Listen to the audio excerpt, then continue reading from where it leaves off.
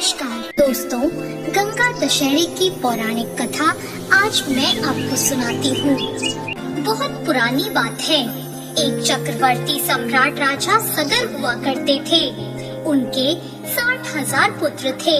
उन्होंने एक बार अश्वमेध यज्ञ करवाया और इंद्र ने अश्वमेध यज्ञ का घोड़ा चुराकर कपिल मुनि के आश्रम में छुपा दिया और इंद्र के ऐसा करने से अश्वमेध यज्ञ में रुकावट आ गई।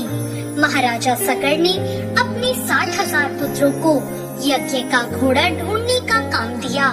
महाराजा सगर के पुत्र ढूंढते ढूंढते महर्षि कपिल मुनि के आश्रम में गए। वहां पहुंचकर उन्होंने देखा कि घोड़ा वहीं बंधा हुआ है और उन्होंने महर्षि कपिल को चोर समझ लिया और जोर जोर से चोर चोर चिल्लाने लगे और उनके चिल्लाने पर महर्षि कपिल मुनि का ध्यान भंग हो गया और उन्होंने हजारों साल बाद अपनी आंखें खोली और महर्षि सगर के 60,000 पुत्रों को क्रोध में आकर जलाकर भस्म कर दिया और उन 60,000 पुत्रों की आत्मा को शांति नहीं मिल सकी।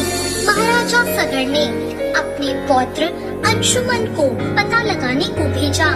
अंशुमन अपने चाचाओं को ढूंढता हुआ कपिल मुनि के आश्रम पहुंचा तो उसने वहां देखा कि उसके चाचाओं की राख पड़ी है।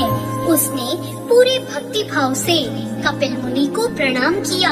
अंशुमन से प्रसन्न होकर कपिल मुनि ने बताया कि अगर पवित्र गंगा का जल इनकी राख पर डाला जाए तो इन्हें मुक्ति मिल सकती है।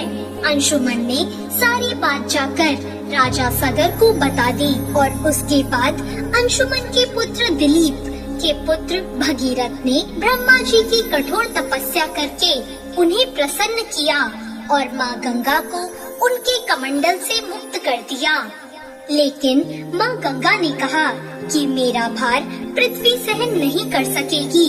इसके लिए भगीरथ ने भगवान शिव की शरण ली और फिर भगवान शिव ने अपनी जटाओं में माँ गंगा को स्थान दिया और भगवान शिव ने अपनी एक जटा को खोल दिया जिससे माँ गंगा धरती पर प्रवाहित हुई और इस प्रकार महाराजा सगर के 60,000 पुत्रों को मोक्ष की प्राप्ति हुई। तो ये थी माँ गंगा के पृथ्वी पर अवतरण की कहानी।